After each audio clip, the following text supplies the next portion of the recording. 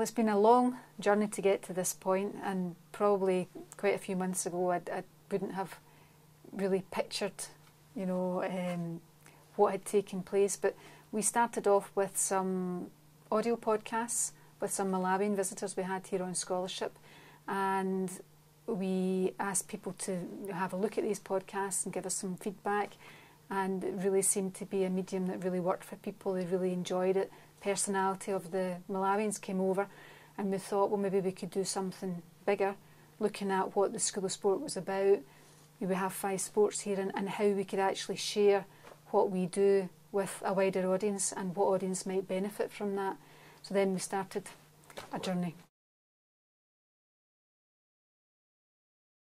We have 5 core sports here at the School of Sport: athletics, badminton, gymnastics, hockey and swimming. Now, each of those sports is very different. So probably right at the start we had an idea to, how could we capture what we do and what we do well and what people would actually be interested in seeing.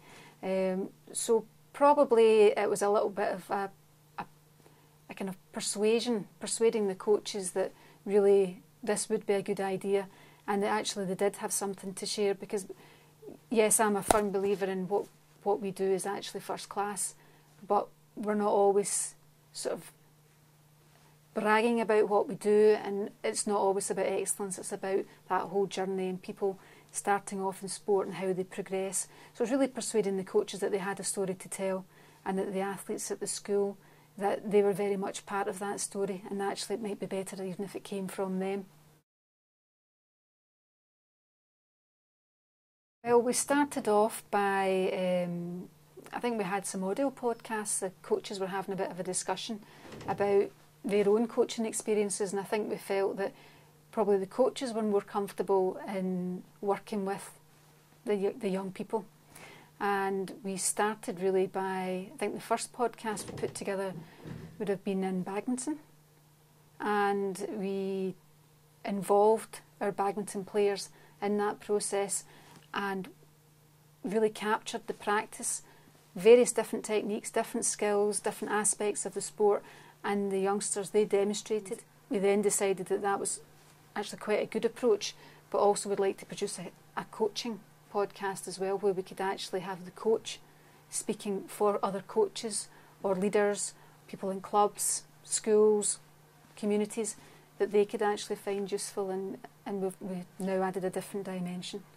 So for instance, we would have hockey for the players, and we would have hockey for coaches. First and foremost, the opportunity for them to feel that it was actually about them, in terms of, yes, they're sports stars, if you like. They're selected to come here because they're good at sport, but they're not all fantastic. They're not all highly accomplished performers. That's part of their journey. So I think if you were a first year pupil, whatever sport you were in, they were as enthusiastic as our real top performers in the 6th year of our school. So for them it was a chance to participate and to be able to share their enthusiasm and their knowledge and their skills in a very informal way. It wasn't presenting it in a manner of, look what I can do. It was really presenting it in a way of, this is what my daily life is like at the School of Sport, and here's what I'm learning, and the enjoyment was really the most important factor. Are they enjoying what they do? And if you enjoy it, that comes over in the podcast, and I think that does. The coaches, I think, are probably for the first time they stood back and really thought about their own performance. As coaches, what messages do they actually give? And from that, it was almost watching the increase in confidence within the coaches. I mean, as I said earlier, I believe that they've got a tremendous ability, but I think for them to actually know that what they were saying is potentially going out to a global audience, not just the children they work with, but actually other coaches, colleagues, people across the board in sport, and then the community would be looking at this. So I think for them, they had a real boost from the whole experience. I think they probably were able to analyse their own performance as coaches and to see that they had different styles to the other coaches. And there was a lot of kind of cross-working across the coaches felt they could share ideas with each other and what worked for them, and a uniqueness came out, the strengths of each of the coaches, and that's something I'm very proud of.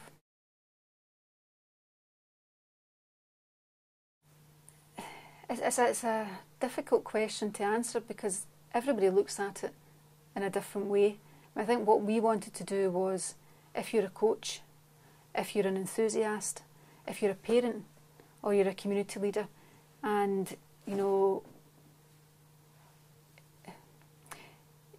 aware of these podcasts, you can tap into that and you can maybe take different things from it. You can take some ideas for running sessions. You can take some motivational tips, how to get young people enthused about what they do. And at its most simplest level, you can develop a greater understanding of the sport, or even what the School of Sport's about and what it's trying to achieve. There's a number of people that really made this whole project possible. I think obviously the first people I'd like to thank would be the Big Lottery Fund, and that's a branch for Awards for All, and just to thank them.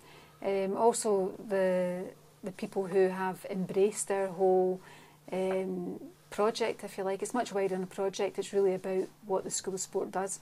For instance, when we were at Kelvin Grove with our exhibition celebrating our 10-year anniversary, the staff at Kelvin Grove entered into the whole experience and were quite happy to be captured themselves on podcast.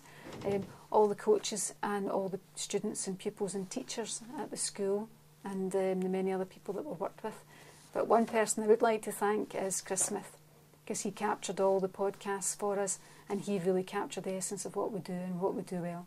So thanks to Chris Smith.